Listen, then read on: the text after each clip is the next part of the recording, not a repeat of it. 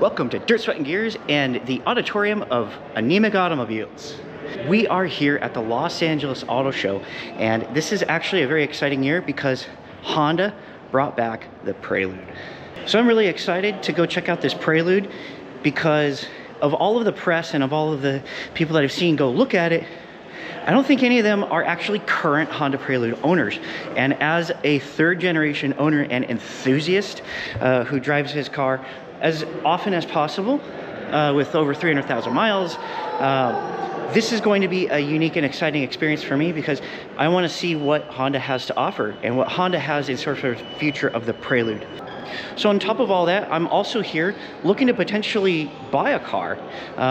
My wife has been driving the Miata for over a year now, and her commute is over 100 miles every time, and that car is just not comfortable for that kind of commute. She's miserable when she gets home, she's in pain, and she's really, really tired, and it's just, she needs a more comfortable car. So we are here not only checking out what Honda has to offer, not only checking out some of the cool customs that may or may not be here, but we're also here looking to buy a car. And that is kind of a unique experience for me because I've never bought a new car. This will be the first new car that I'll be buying. So one of the reasons why I came here to the LA Auto Show to look at cars and not going to dealers is because this is a place where you can go to check out a car without the sales pressure. So you don't have a salesman saying, oh, let's go to the back, let's close a deal, and someone trying to sell you on the features, you know, that you don't really need on a car.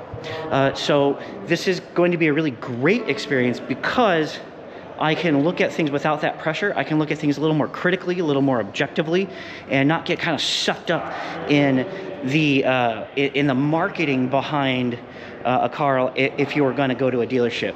So let's stop wasting time. Let's get into the convention center and start looking at some cars. Got a Roadrunner. Looks like an Alfa Romeo, a custom wrecker over there, and that looks like the Fiero from Fast and Furious way out there that went into space. That car was in space. That car was in space.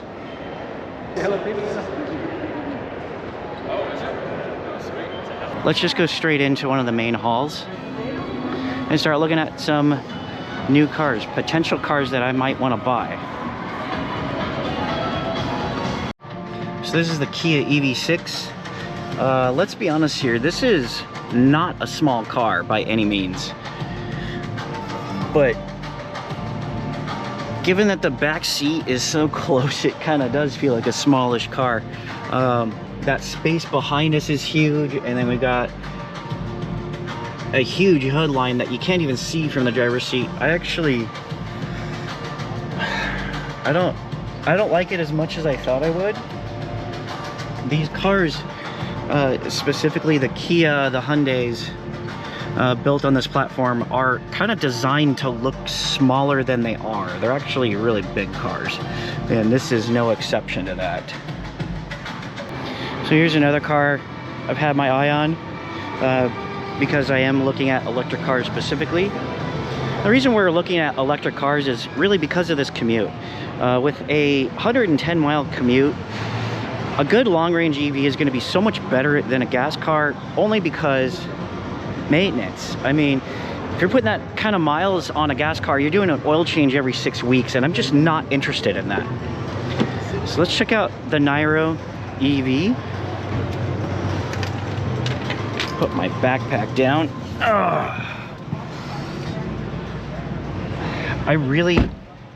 First thing is, I hate piano black. And I think everybody does. If this was a car that I would get, I would probably coat it, put some kind of wrap on it, because that's horrible. Everything's a truck. Everything's a truck. Everything's a truck. Okay, this is cool.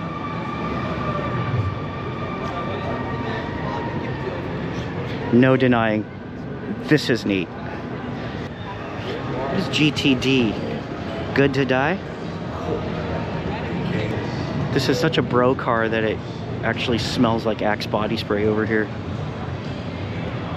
It would be really nice if this were an actual truck and not a yacht on wheels. because this bed is not really doing anything. Look how short it is, especially compared to the cab. If they made a 2-door version of this with the longer bed, the useful bed, hell yes. But until that happens, no. Not to mention, I don't need a 37-inch flat screen on the inside of my car. Come on. Give me a break. Cars of the year.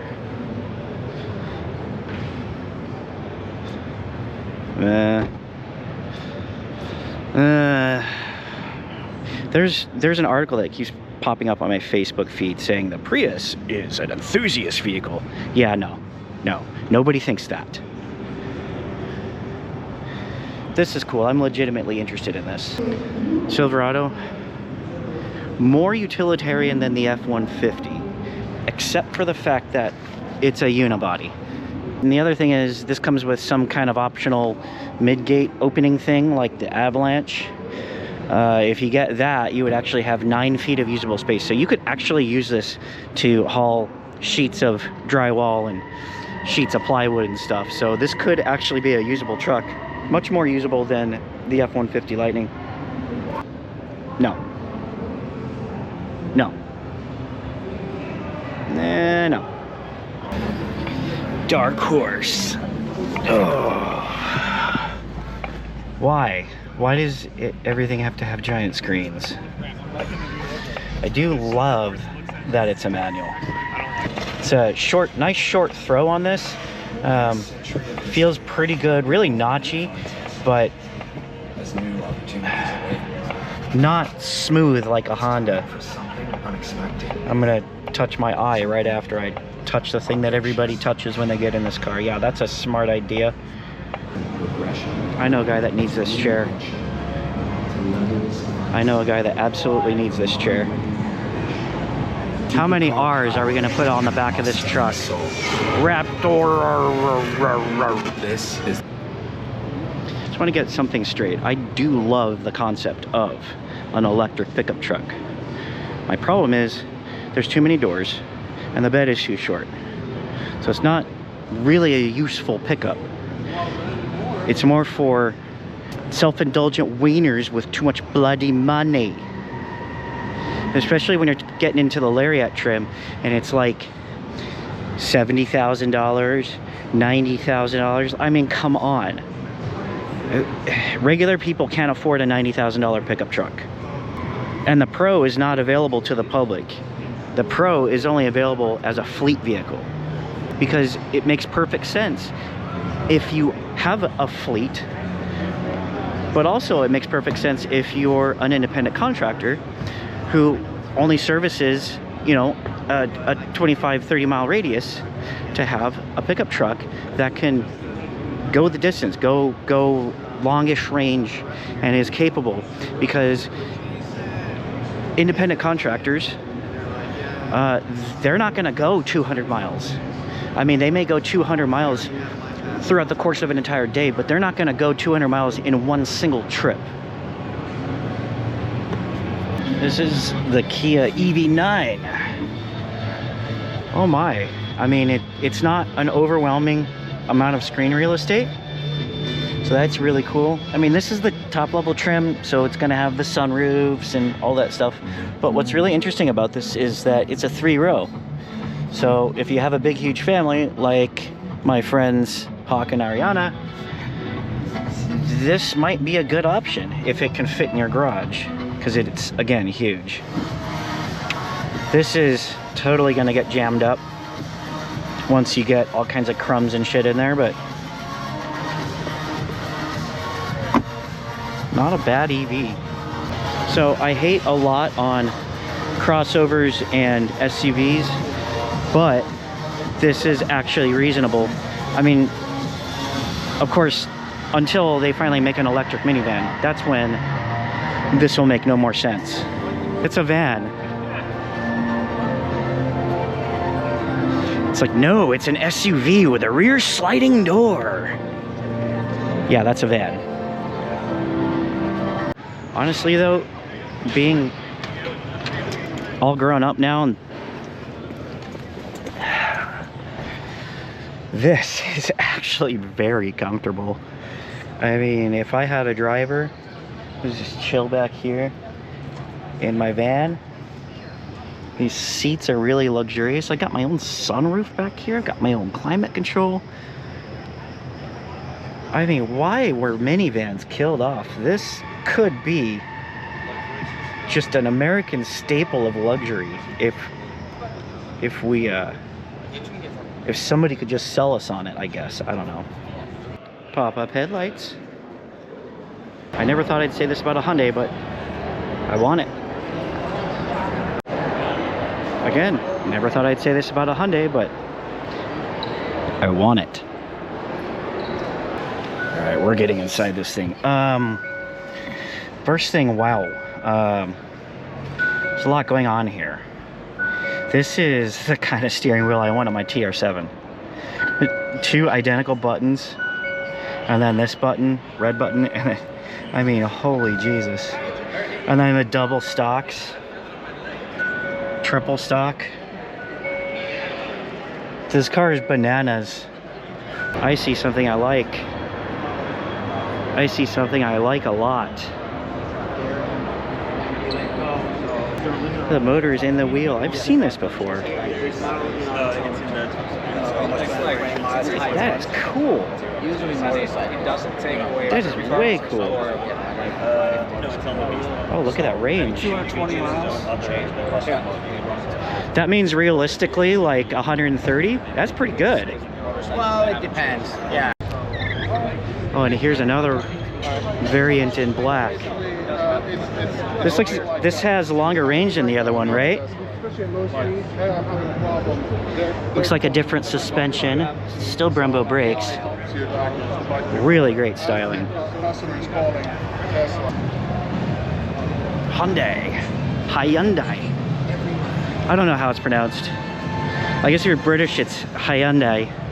But here in America, we call it Hyundai. This is one of the cars that my wife and I are looking at very seriously. So I'm very interested to check out this car. I'm gonna sit in. I have sat in it before. This looks like a special edition because there's Disney badging all over it, but that's okay. The first thing is just like that ridiculous N car. It's got this third stock that is really makes it feel kind of weird, but the seating position, you know, I'm not kind of banging up against it or anything, so it's not really obtrusive, and it takes controls away from down here, which is, I guess, kind of nice. It feels kind of just a bit much, that's all. So this car is deceptively large. It looks smaller than it is. And the seating position is very upright. The seating position actually felt a lot like the aluminum Falcon, which is my friend Mark's Scion XB that I owned for a year and sold back to him. It is very much proportioned, at least from a seating position. And I guess, well, this is a little bit bigger than the XB. The back seat is definitely bigger. And it's kind of more or less proportioned like that, except it's a little bit taller because the floor, there is so much space taken up by this battery pack down there. But other than that, I'm actually really interested to give this a second look with my wife and potentially buy one. It's either that or the Ioniq 6 is also another one that I'm looking forward to seeing, which is over there. Let's go check it out. This is an Ioniq 6. It is a car, not an SUV, not a crossover. It's a car. Let's get inside this thing because it is starting to get busy here, and I'm not going to have as much opportunity to sit in these cars. Inside, I mean, I saw one of the reviewers complain about how grabbing the door like this isn't intuitive, but for me it was automatic. I didn't even think about it. I just grabbed it and pulled it. But they did complain about a lack of door pull. I don't see that as a valid complaint. Inside, I do like this a lot because there is a division between the driver and the passenger. There isn't empty floor. Like, there's no reason to just fully man spread across the front of the car here. That's just silly. So I've got good space for my feet. Now I can bring it up if I want to. I'm not hitting the stock, at least with the wheel position where it is. How far down does it go? Yeah, even with the wheel all the way down, this extra stock that I find a little funky isn't really getting in the way. It kind of does. I kind of bump into it when it's all the way down if I'm doing like that. But if I have the wheel up like this, which is, I don't know, it's actually more comfortable with it down. I might interfere with this just a little bit, but it's static. It's not like bumping it with your knee is gonna take you out of your drive mode unless you somehow manage to move it or something. The screens, there's a lot of screens. I'm gonna have to wear my glasses in here, but I don't think it's too intrusive, especially if the car is designed to have screens. I'm assuming these like can get dimmer and stuff at night. I think this is a higher trim level, so we're gonna have a sunroof. I don't care to have a sunroof in an economy car, in a commuter car. I really don't care. Nice physical buttons here. Some physical buttons here. These are not physical buttons, which is really stupid. I like physical buttons because I can control things without having to look away. But these soft touch buttons, these non-buttons, touchscreen stuff, you have to look at it, which sucks if you're driving. Very cool. Yosemite. I actually just went for the first time 2 years ago. Hello. Good, good. It's like a real short Uber. Yeah, exactly. A little thrill ride Uber. Yeah. So are you gonna goose it on the straightaway? On this back end, yeah. Awesome, for sure. awesome. Yeah, I'll go as fast as we can. As fast as you're allowed to. Yeah, exactly. Well, they say we can only go up to 25, but I bring it to about 35, 40. Nice. So. Because you can. Yeah, exactly. Until the fire marshal comes and says stop. Yeah. Which they did last year. Really? Yeah. Wow. They're like, stop screeching the tires, stop doing this, stop. And we're like, oh, that's kind of no fun, but we get it. Yeah. They go, people are getting scared. It's like, well, then tell them not to stand right on the barricade. Yeah. If, you know, like, we're professional drivers. We're not going to hit anybody. Yeah. So do you have any trouble with that stock? Ever? Do you bump into it at all or anything? No. So even if you it's pretty high. I don't know that someone would. I mean, if you pop the wheel down or something. Yeah. But this is kind of stationary. I think it's really pretty slick. Pusher park. Yeah. Forward drive, back, and then like a little tap for neutral. Yeah. Because when I was sitting in one, I had the wheel adjusted all the way down. I don't know if I'd actually drive like that, but that was the only thing that I noticed about this car that I didn't like when I sat in it, was bumping into that. Interesting, okay. But I don't know that, you'd have to be really, because the way the seat's positioned, you'd have to be like I think 6'10" or something. Yeah. I don't even know.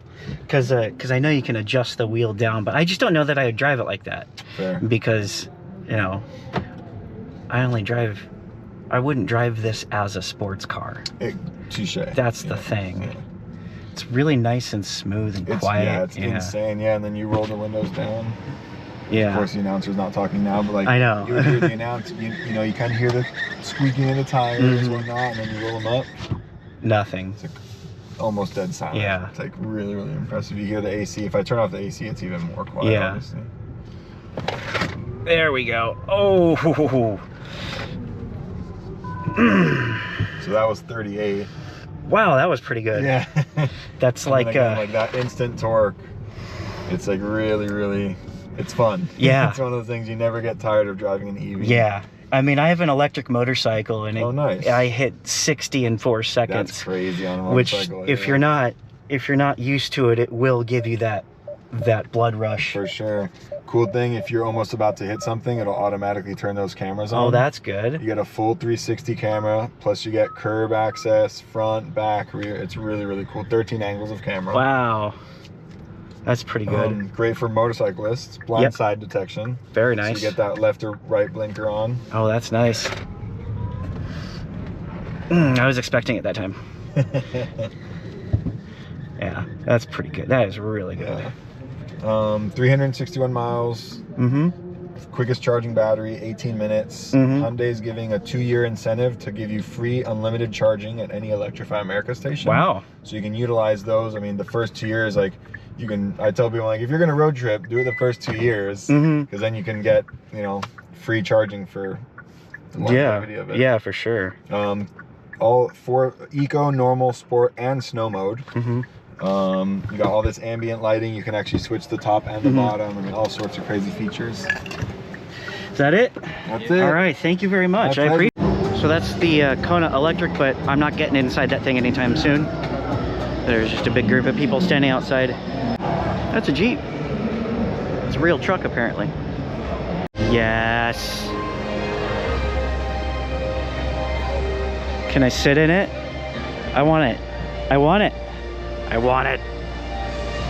Yeah, this is all nice and all, but you know what I see behind all of this? You know what I see behind all of this? There. It's smiling at me. It's inviting me to come over.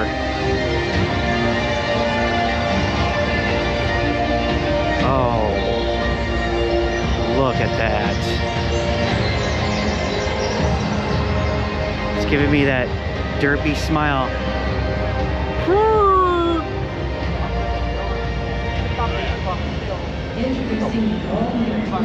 So speaking as a Prelude owner, I am getting huge 4th gen vibes out of this thing, but also there's obviously lots of new things happening here. Lots of things that we happen to see in some of the more modern cars. Some of the rear end, the way it flares out is very much 4th gen. And I think also the script, the way it says Prelude in script, is very much homage to the 4th generation.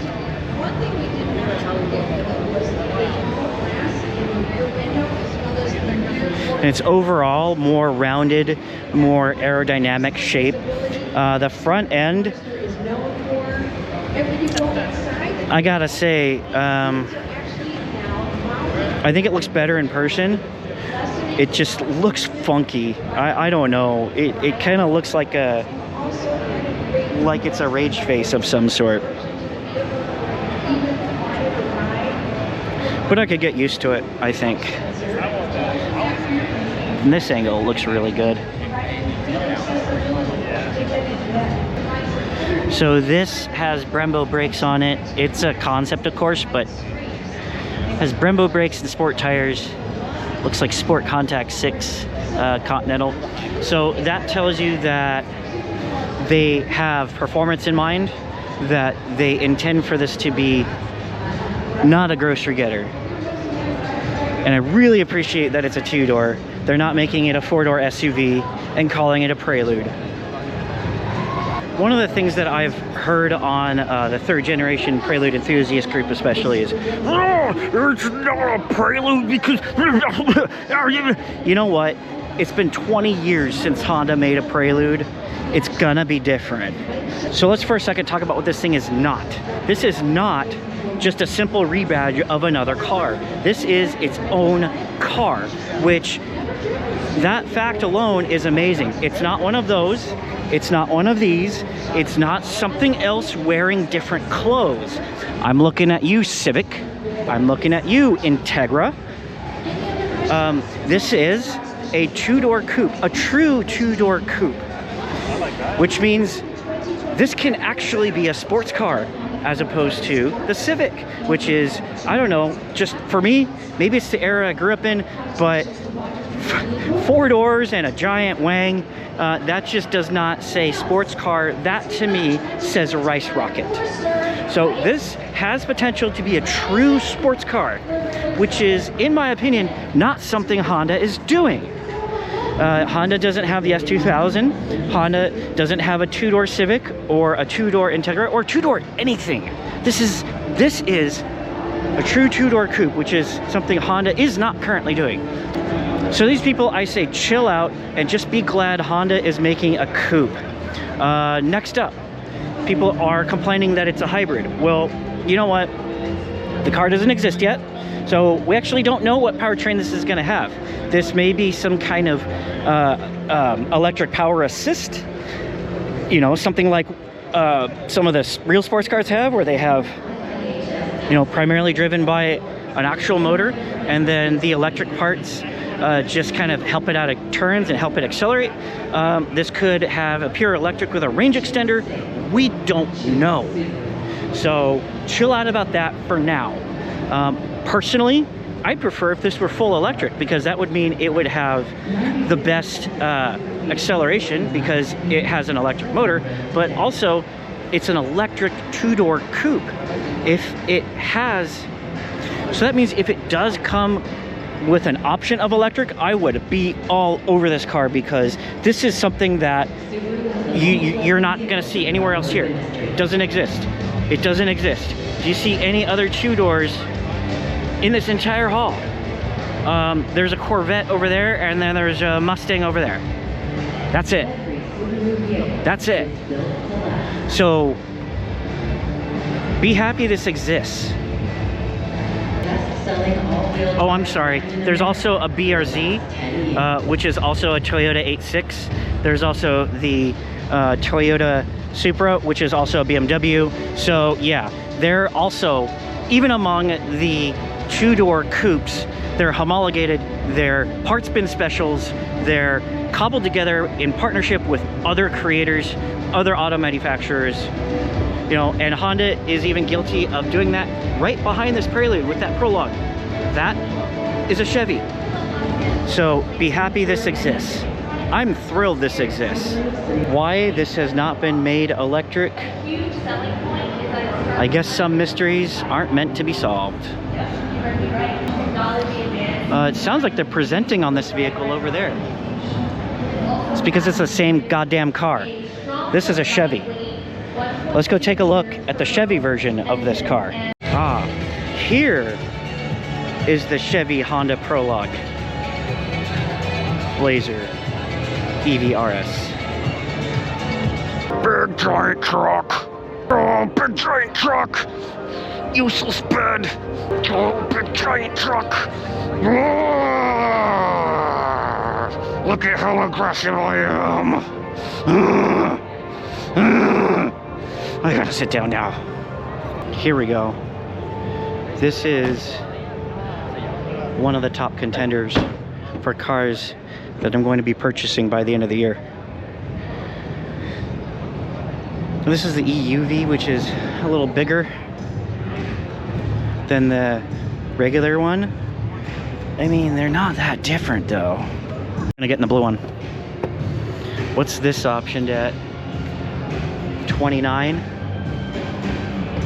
Total vehicle price 32. All right, more reasonable. Let's sit in it. First things first, I hate piano black. Everybody hates piano black. Why do they keep putting piano black in cars? That is, I don't know why. Everybody hates it. Everybody. All right, rear view mirror. It's not a big car. I like it. I really like that about this car. The front end is ridiculous. There's like a mile-long dashboard. That's silly, but this is a very aerodynamic car, so I guess that's why they did that. It's just, holy crap, you could fit like a king-size bed on this dashboard. It's ridiculous. Seating position is great. It really does feel like you're sitting in a chair, not in a car, and you sit on the car and you drive it, which is fine if you're looking for a comfortable commuter. Let's see if I can adjust the steering wheel. Yeah, it's a comfortable steering wheel. Rest my arm here, just kind of cruising.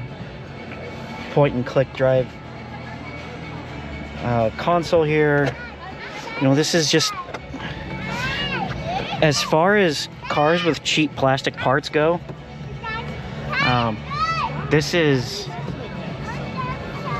this feels cheap because it is cheap, and it should. It should feel cheap.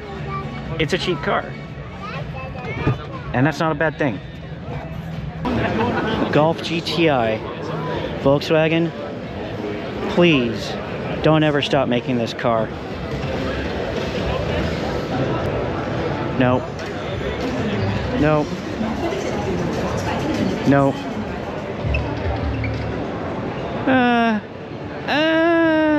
No. No. Oh, yes. Yes. Ooh, maybe. Maybe. Oh, look, I can sit in it. So these are not traditional latches. It looks like a traditional door handle, but it's most definitely an electric. See a little popper there.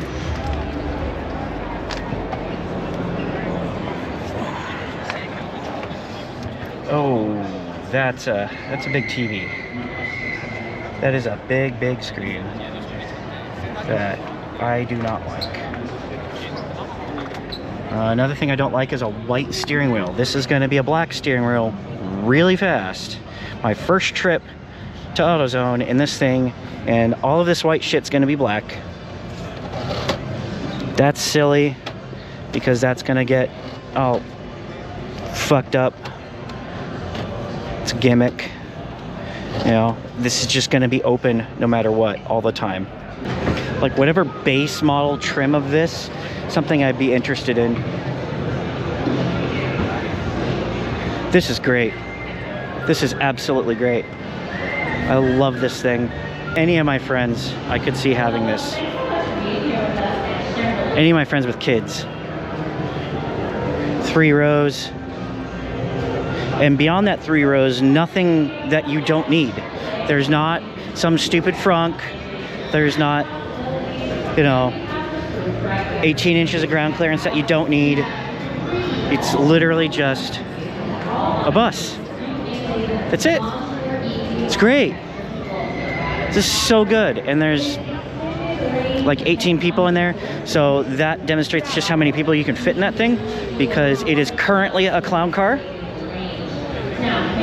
I'll never get to sit in it because it's getting crowded in here, which is totally fine. I'd never own one myself, but I do love it. I'm sure being Lexus, it's not going to come with a manual transmission, but it's got everything else it needs to be a modern Supra. This is very, very cool. Look at this beautiful BMW. The BRZ. It's a Subaru BRZ.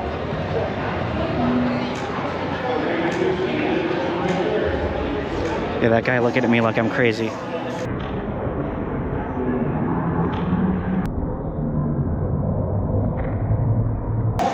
Here's actually a Toyota. An actual Toyota. Alrighty. Out of all 3 of these cars, this is the only Toyota here. And you can't gaslight me into thinking otherwise. Oh, but Toyota designed the steering and they programmed the transmission and the Toyota, they worked with BMW. It's a BMW. Stop it. It's a BMW. It is a BMW. Useless little bed. It has 2 doors. Wow! Toyota invented the 2-door pickup truck. It's a SEMA concept. It is neat though, I gotta say. The side exhaust, flared rear end. It would be cool if this actually existed. Give your soul to Elon. Now! Well, that was a lot of fun. This year was a lot better. I didn't see anything from Stellantis, so there was no Dodge. I didn't get to see the latest douchemobile or anything, which is kind of sad because they do make some cool cars. There was nothing from Jeep that I saw, which is, again, sad. Wish I had seen more of that. But overall, Hyundai Kia had a huge presence. Ford had a huge presence, and a lot of great things to show. I'm really liking the Ioniq 6. I don't know if I should be admitting that out loud, but this is a great experience. I'm really glad I did that. And the Honda Prelude, let me know what you think about the Honda Prelude, because as a Prelude owner, as a Prelude enthusiast for over 20 years, I'm excited to see this car. I'm excited to see what Honda's gonna do with it. I'm really excited that Honda's bringing back a true two-door coupe. So there's a whole lot to look forward to, and I'm really, really glad that I got to do this. And also a shout out to Verge Motorcycles. I met with one of their reps today, and he said he may be inviting me out to do a test ride and a review of their electric motorcycles. So I'm really looking forward to that if that ends up happening. And a shout out to Current LA. Great seeing you guys again, great talking again, and I hope to see you around town again sometime. So as always, if you like what you see, like, share, subscribe, comment. If you don't like what you see, maybe you think the Prelude is a two-door Prius, leave a comment, and I will see you in the next video.